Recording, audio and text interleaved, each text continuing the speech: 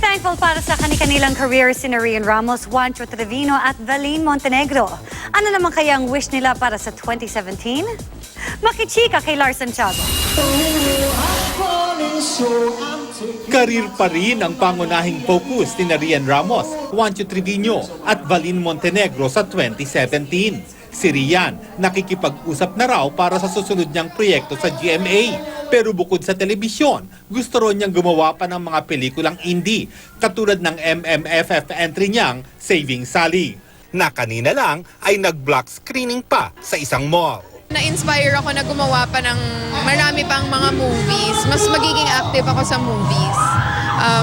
Ngayon pa lang may plano na ako for my next indie film. Sa tingin naman ni Juancho at Valeen, naging mabait sa kanila ang 2016. Nagkaroon ako ng teleserye, pagkatapos ng Little Nanay, which maganda rin. Nagkaroon agad ng magkaibang mundo. Tapos, before the year ends, may pahabol na naman. So nakatatlong show ako sa isang taon. Nakatatlong, tsaka nasa unang hirit ako halos everyday. So I'm very thankful. Ang mga nangyari ay nangyari, and nangyari siya because there's a reason.